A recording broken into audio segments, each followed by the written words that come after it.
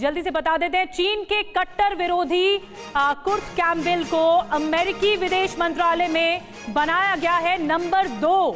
ये बड़ी स्ट्रैटेजिक आगे बढ़ रही है रणनीति। अमेरिका के इंडो पैसिफिक नीति के प्रभारी हैं कुर्ट कैम्पबेल, और विक्टोरिया न्यूलैंड की जगह कुर्ट कैम्पबेल को कामकाज दिया गया है, ये पदभार दिया गया है। चीन के खिलाफ ऑकस बनाने में निभाई थी इन्होंने अहम भूमिका। जो क्वाड बना, क्वाड को मजबूत और सक्रिय बनाने में भी इनका खास रोल है। ये देखिए, हम आपको तस्वीर भी दिखा रहे हैं जिनको बड़ी भूमिका दी गई है कुर्ट कैम्पबेल को। और मनीष और ज्यादा जानकारी देंगे। मनीष, ये स्ट्रैटेजिकली बहुत बड़ा कदम है जिसने क्वाड को लेकर रणनीति बनाई, अब उसी को ही बड़ा पदभार दिया गया है। बिल्कुल, देखिए जिस तरीके से कुर्ट कैम्पबेल का प्रमोशन किया गया है, क्योंकि ये वो शख्स है जिसने लगातार चीन को घेरने के लिए अपनी रणनीति बनाई है। ये वो शख्स है जिसने लगातार इंडो पैसिफिक पर फोकस बनाए रखा है, अमेरिका का और तमाम सहयोगी देशों का।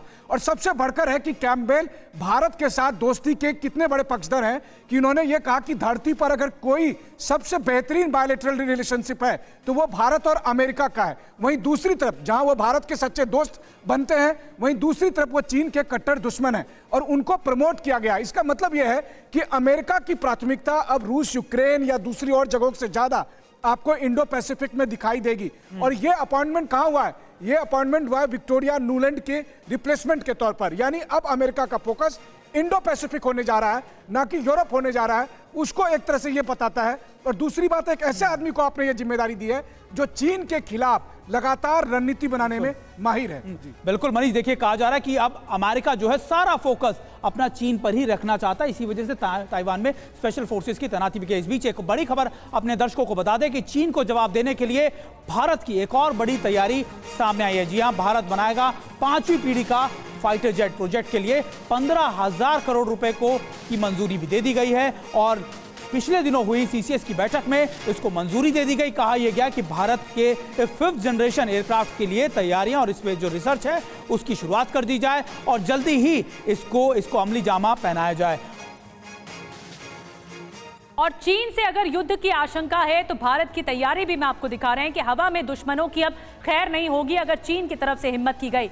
जल्द ही भारत के पास 5वीं पीढ़ी का फाइटर जेट होगा, stealth fighter jet. 5th generation fighter AMCA programme के तहत ये बनाया जाएगा और प्रोजेक्ट के लिए 15,000 करोड़ रुपए मंजूर भी किए गए हैं। जी बिल्कुल, देखिए 5वीं जनरेशन का ये एयरक्राफ्ट होगा और खास बात यह कि 5वीं फाइटर डबल इंजन का ये एयरक्राफ्ट होगा। इसके अलावा ये भी कहा जा रहा है कि इस एयरक्राफ्ट में दुश्मन के रडार आसानी से पकड़ नहीं पाएंगे। 5th जनरेशन एयरक्राफ्ट का मतलब यह है कि बहुत ज़्यादा तेज होगा। MMCA से भारतीय वायुसेना की ताकत बढ़ेगी और इसके लिए प्राइवेट और पब्लिक दोनों सेक्टर से इसके बारे में जानकारी मांगी गई। अभी भारत के पास 4.5 जनरेशन एयरक्राफ्ट है जिसको हम रफाल भी कहते हैं। और देखिए इसके अलावा कई और एयरक्राफ्ट भी हैं। इसके अलावा अब इंपॉर्टेंट है कि अभी भारत के पास जो 4.5 जनरेशन के एयरक्राफ्ट है उसके बाद अब 5th जनरेशन का एयरक्राफ्ट आएगा तो उससे भारत को और ज़्यादा मजबूती मिलेगी। शुभेंदु सर, देखिए कहा यह जाता है कि आपको अपनी, क्योंकि 62 की एक बहुत बड़ी गलती थी कि हमने अपनी वायुसेना का इस्तेमाल नहीं किया, लेकिन अब भारत अपनी वायुसेना को भी उसी पैरेलली उसी तरीके से मजबूत करने में लगा है जैसा कि भारत की आपकी नौसेना या फिर जो भारत की जो थल सेना है उसके मुकाबले।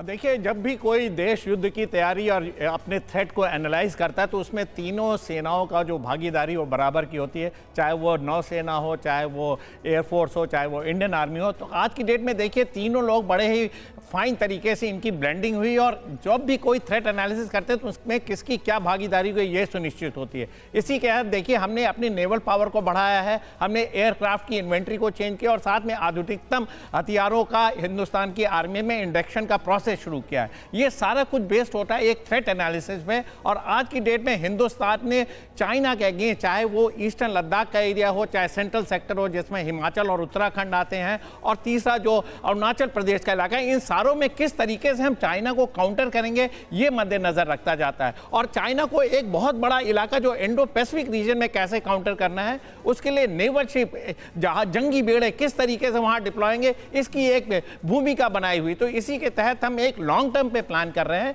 जिससे कि हम वेस्टर्न फोर्सेस पे ना आत्मनिर्भर रहें, उनसे टेक्नोलॉजी इंपोर्ट करें, अपने आप प्रोडक्शन करें और भारत की जो सेना है उसको स्वावलंबी बनाएं। बिल्कुल, ये लॉन्ग टर्म स्ट्रैटेजी का ही हिस्सा है कि जल, थल, नभ भारत की तैयारी तीनों स्तर पर हो रही है।